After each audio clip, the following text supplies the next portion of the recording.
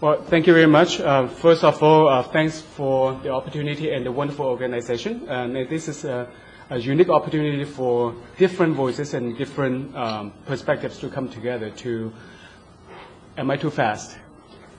To have a clash of ideas.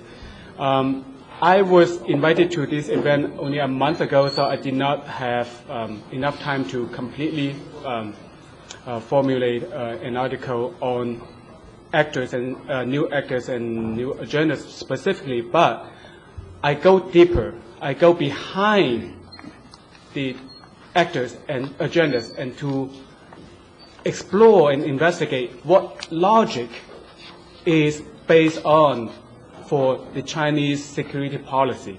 And I find quite astounding different logic than Western ones. So without further ado, I would present the presentation is entitled Chinese Conception of Power and the Asymmetric Strategy for Security. When we talk about power, we all think, oh, it is a matter of fact. But what is power? And it seems like a philosophical question, but it is more than a philosophical question. It has very real and realistic implications, and we will see why. But before I go into the detail of the discussion of power, I want to start by two events. On January 11, I invite the other conferencier to look at the PowerPoint if you want. In 2007, China launched a missile and destroyed its own dysfunction satellite. And exactly 3 years later, on the same date, January the 11th, this year, China intercepted a missile in mid-course in the exo-atmospheric zone. And the key point here is mid-course, because the national missile defense of the United States, the technology is to intercept at the end of the flying course, which is a lower technology. What does that mean? That means if China can have this technology, then NMD is out of the question. So the essential question, though, is why? Why did China conduct these two tests? My interpretation and my explanation would be they are an integral part of China's asymmetric security strategy in response to American predominance, which will later manifest it in Chinese foreign policy and security strategy. And this asymmetric security strategy is based on a very unique Chinese conception of power, which is different from most Western conception of power, I mean national power.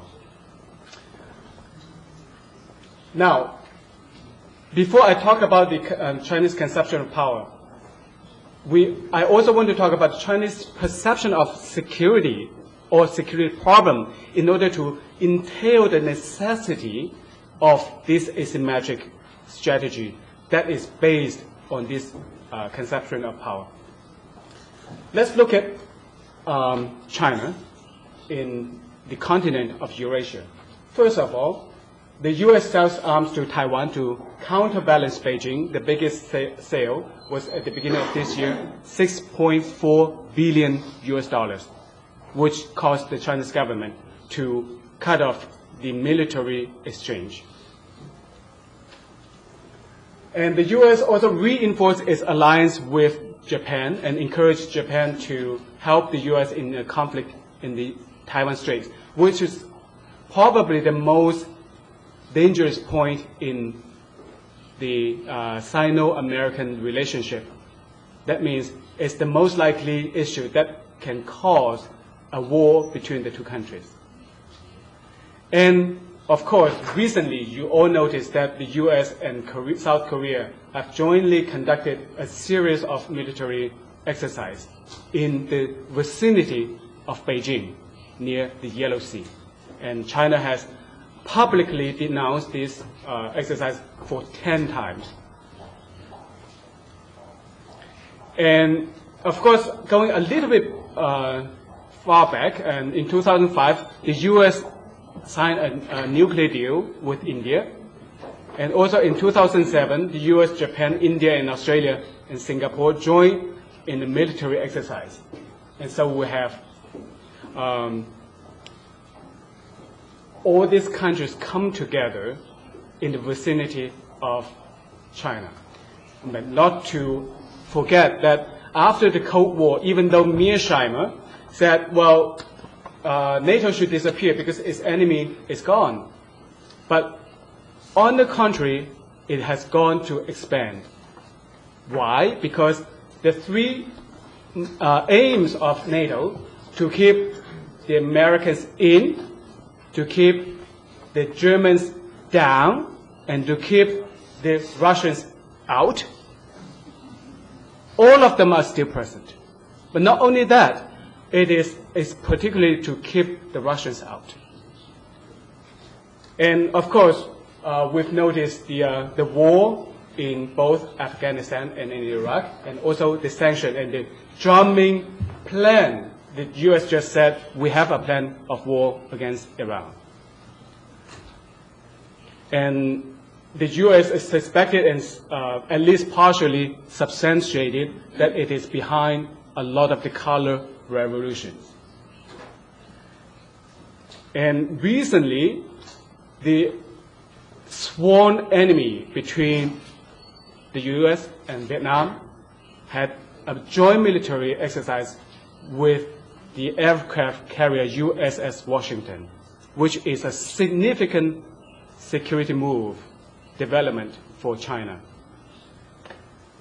And of course, the US is busy redeploying its major forces from the Atlantic to Asian Pacific, especially based in Guam.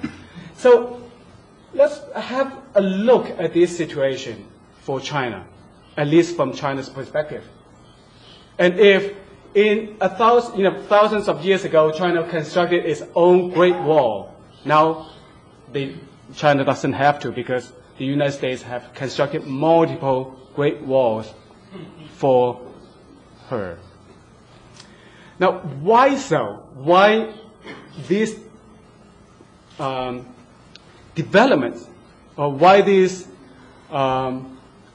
measures adopted by the United States? Well, we have to think with a strategist's mind. Strategically, traditionally, American strategists think, and Western strategists think in terms of Eurasia. So if we look at these, and we can, they divide Eurasia into the heartland and the periphery. And it's mainly the developments in the periphery. Why? Well, let's look at the traditional strategic thinking in this matter. The British strategist says, well, whoever governs the heartland governs Eurasia, and whoever governs Eurasia governs the world.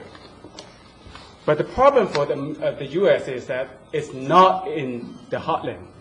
It is Russia, or the Soviet Union rather. Then it presents a strategic problem, right? In this theory, that it should be the Soviet Union who governs the world. Well, then the American strategist, first starting with a professor Spikeman from Yale, and says, no, it is whoever governs the periphery governs Eurasia, but he concurs that whoever controls Eurasia controls the world.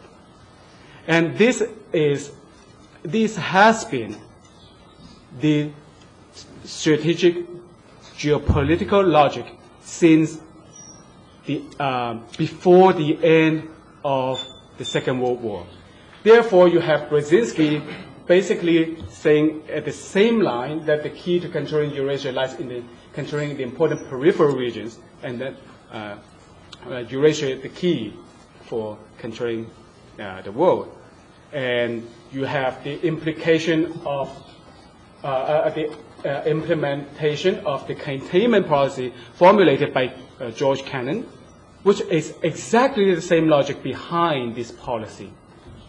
And the rapprochement between China and the United States, who were actually ideological enemies, but for the convenience of this geopolitical counterbalancing of the Soviet Union, the two came together. Therefore, this geopolitical strategic thinking, it is very coherent, and it does not change whether it is a Republican government or a Democratic government.